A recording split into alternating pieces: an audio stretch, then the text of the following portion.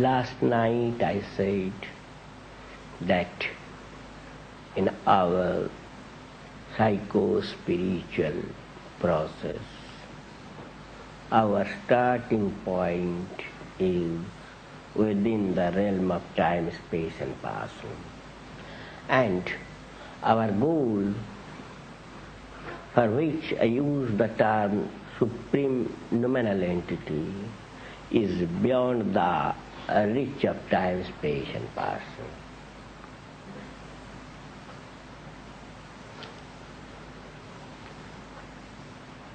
Now, in the course of this occult practice, the bondages of meditative principle, static principle, and sentient principle become loose. Now, when the bondage of static principle disappears, the aspirant enjoys a particular nature of bliss.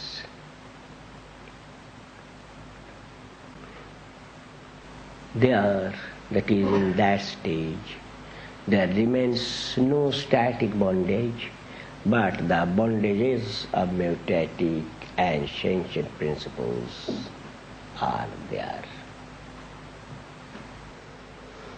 Then again, the bondage of meditative principle disappears. And finally, when the bondage of sentient principle disappears, man becomes one with his object of ideation. Now, when the primordial page, when after starting from the physical sphere, the man, the aspirant, is just to cross the cordon of static principle, he enjoys a special nature of pleasure. You may say pleasure because it is not the supreme beatitude, but it is a distorted form of beatitude, not purely pleasure, something higher, something subtler, something more charming, more beautiful, more fascinating than pleasure. That enjoyment, that psycho-spiritual enjoyment is known as dasha in Sanskrit. In dasha page, the aspirant enjoys a sort of inner pleasure, but his sensory or motor organs fail to express it. Even the language is too weak to convey the experience.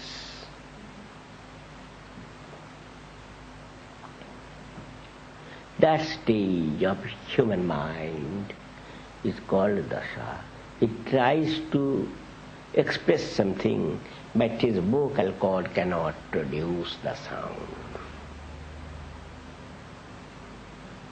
In that stage, he may create a sound like this, but no definite language is expressed.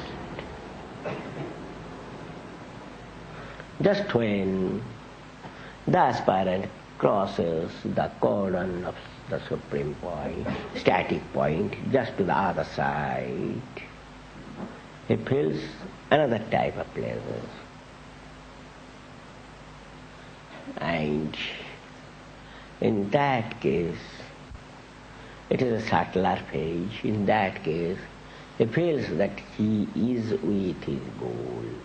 He is with the Supreme Entity. And the universe is also there.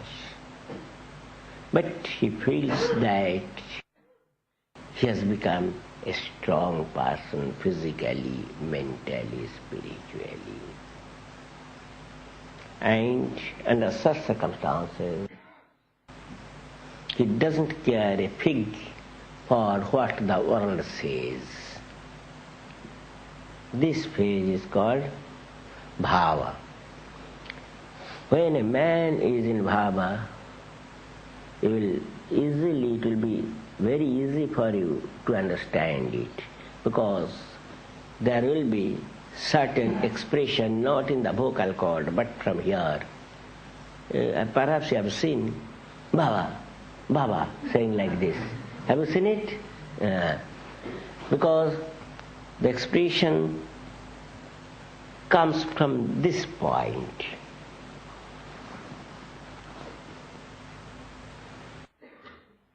Then when the aspirant crosses the cordon of the mutative principle, that stage is known as Bhava Samadhi. In that phase, he feels that he is with his cosmic goal. There is no universe. At that stage, he ignores the entitative existence of the universe. But he feels that he is with his Lord. He enjoys divine bliss, but it becomes very difficult for him to express it. That is, he cannot express it.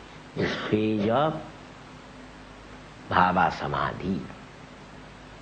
And in the final phase, when he crosses the jurisdiction of sentient principle, he feels that there is no duality. That is, the duality he and his Lord. This duality disappears. He feels there is only one existence, he is, or the Lord is. I am with my Lord, I am Lord. This duality disappears. Now, all other higher samadhis, this is called Mahabháva. All other higher samadhis are different experiences of this Mahabháva. It depends on the style of ideation. But when one attains the stance of Mahabháva, it is not at all difficult or impossible for him to enjoy other kinds of samadhi. Not bhav samadhi, but actual samadhi. That is the highest form of samadhi. But all these samadhis, which are beyond the boundaries of sentient principle, are qualified samadhi, attributional samadhi. And the mind remains either in the form of microcosm or in the form of macrocosm. That is, the ectoplasmic stuff is there.